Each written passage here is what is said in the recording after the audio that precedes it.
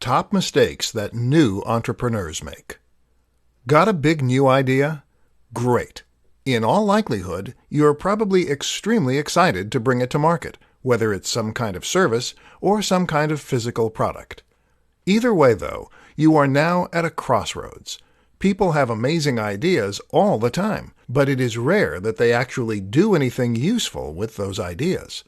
All too often, those ideas don't come to anything because the person with the said idea never takes a chance on it, or because they go about it in the wrong way. Here are some of the most common mistakes that have robbed the world of truly incredible ideas, and what you can do to prevent the same fate happening to your own innovations. 1. Not validating the idea. Validation essentially means testing that there is an audience for a product or service.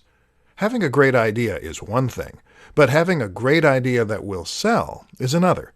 And if you want to make this a business, then you need to be able to sell it. To find out, you need to do some kind of trial run.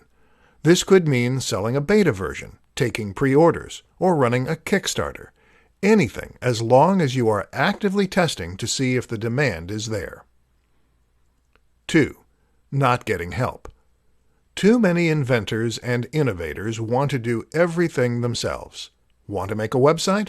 Then perhaps you think you have to create the logo yourself and learn HTML and Python. No. The way real professionals do it is to always outsource the most difficult parts of the process. This will save you time, and it will also result in a more professional final product, because it will be built by people who do this stuff for a living. 3. Not telling anyone the idea. Why don't entrepreneurs get help? Often it's because they don't want to tell people their ideas. Well, that makes it very hard indeed to get funding or even advice. If you're serious about your idea, then you need to start talking about it as soon as possible. Don't worry about people stealing your ideas. Either they have their own ideas or they don't have the means to do anything about your idea. The best way to protect an idea is to do it first and to do it best. In other words, stop making excuses and just do it. How to test an idea before bringing it to market. One of the worst things you can possibly do as an entrepreneur or any business person is to invest a huge amount of time and money into an idea that doesn't have an audience. If you spend thousands of dollars or countless hours developing a product that no one buys, then of course it is going to be money down the drain. And of course that may sound obvious, but it is an unfortunate reality that happens far more frequently than you might think. The problem is that we will often assume that because we want a certain product, that there must be market demand for it too. Or because something has been successful in the past, it will likely be successful in the future. This is not the case, however. And if you want to ensure your product will be successful, then there are some different precautions you need to take. In this presentation, we'll learn what those are. 1. Validation. In business terms, we call what we just described validation. The aim is to validate an idea for a product or business, and then test if it really has appeal. One way of doing this is to try selling the product or service before it's finished. You can do this by offering a beta test of sorts, by taking pre-orders, or even by having a sales page that informs the buyer you're out of stock only once they try to make a purchase.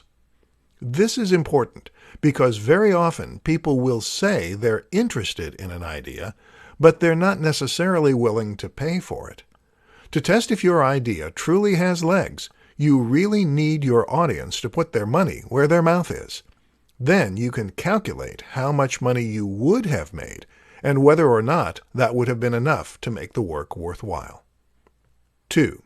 Fail fast. A similar approach is to invest as little time and money into an idea as possible, but still release the product or service. This way, you can then start selling it as quickly as possible and testing to see if there's an audience there. If the product sells as is, called an MVP or minimally viable product, then you can invest more time in developing it and marketing it.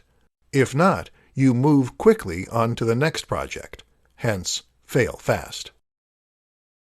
How to market your new disruptive idea. Got a new idea for a product or service that is going to be truly disruptive and change the way we see the world? Great. Only you're not the first, and you probably won't be the last either. The thing is, ideas are a dime a dozen, and actually the hard part is marketing those ideas and getting them to sell. That's where the marketing part comes in, and that's the difficult part. Unfortunately, it's even harder in many cases when your idea is exciting and new. Why?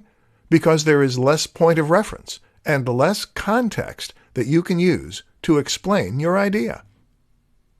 So how do you get the word out about your new concept? Let's look at some options. In the beginning, the main aim of your marketing is often going to be explaining what your product is. This is your elevator pitch, and it's important that you've come up with a simple way to explain succinctly and clearly what your idea is, who needs it, and what they need it for. Another useful concept is to focus on the value proposition. In other words, where does the value come from with your new service or product? How does using this product make life better? Will your users be richer? Will they have more fun? Or will it improve their health? While the how and the what might be new, very often the why will be universal, and this will be key in communicating your message. In order to do any of this, though, you're going to need to think about whom your product is marketed to, and who will want to use it. This will tell you where to present your message, and how to present it. Have a think about the typical demographic that is likely to use your product, and think of comparable products and whom they are targeted at. Looking at comparable products is also a good way to get inspiration for your marketing. Finally, don't be afraid to embrace the newness of your product or service. In other words, if your product is so different that it stands out, then this can actually help it spread by word of mouth. Consider those 5-finger shoes by Vibram. These drew the eye so much that they practically marketed themselves. How can you get people talking about your brand? How to find a need in a market and fill it. One of the best ways to come up with a successful business model, whether it's for a product or a service, is to find a simple need in a market and then fill it. In other words, what do people want that they don't have, and how can you satiate that need for them? If you can do this, then you'll be able to clearly communicate the value you offer and theoretically see a lot of sales as a result. In this presentation, we'll look at some ways you can identify those needs and fulfill them. 1. Look at existing products. One way to find a gap in the market is to look at the existing products in that space. What you'll likely find is that a few companies have got the niche stitched up, but that there is still room for improvement and still room for new products. Ask yourself, who are these products not catering to? What don't these products do that could be useful? 2. Look for pain points. They say that a good writer should always write what they know. Likewise, a good business strategy is to always stick with industries and niches that you understand. In other words, when you choose what you want to make or offer, it is best to choose something that you understand, rather than something that you've never used or experienced yourself. This way, you can think back to your own personal experience of that thing and ask yourself what could have been done better.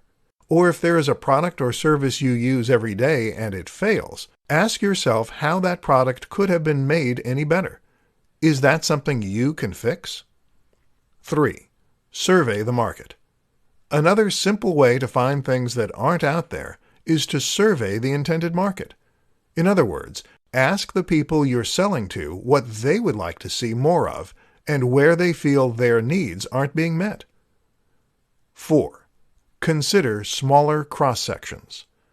Speaking of the market, have a think about who the market includes and whether there is a group within that market which has distinct needs not felt by the rest. Maybe people who work night shifts could benefit from a twist on an existing product, or people with a certain disability. All these strategies can be fantastic ways to find new business opportunities. But remember that what made Steve Jobs so innovative and successful was his ability to anticipate what the market needed before the market knew itself. How to create your own software-as-service business. The notion of software as a service is a very interesting one, and one that is very different from pretty much any business model that has gone before it. The idea is that you are providing a service, whether that's web design or contact management, and that this service is going to be provided automatically by using a piece of software. So instead of building websites for your clients, you are offering a piece of software that can do that for them. The great thing about these businesses is that they can provide services that would be impossible to offer any other way, and they can allow you to take a very backseat approach to running them, generating passive or near-passive income. So how exactly do you create such a business? 1. Come up with the idea. The first thing you need to do is come up with your business. This is easier said than done, of course, but one useful question to ask is whether you can in any way productize a service that you are already providing. This is how Matt Mullenweg came up with the idea for WordPress, by asking how his web design company could be made into a product, and thereby scale to unforeseen heights. Another question is to think about the tools you use on a daily basis, and how they could be better as an SAS. 2. Implement the idea. The next step is to implement the idea. The problem with this is that it will very often involve programming using a web-based programming language. This is code that will run on a server, and common languages include PHP and Python. These are very complex for beginners, which is why the best option is often to outsource the actual creation of the product to someone who knows what they're doing. Use Upwork or something similar to find the staff. Alternatively, you can try using a social network building solution, several of which do exist. 3. Market the idea. Finally, you just need to market your idea. A good place to start is with your existing client list, if you have one, and from there, you can try building an email list as you would for any service. Often, SAS means B2B, but not always. Otherwise, you can try using advertising and more traditional means of internet marketing. Invest the profits you make into more advertising to scale up your business, and then watch as it grows.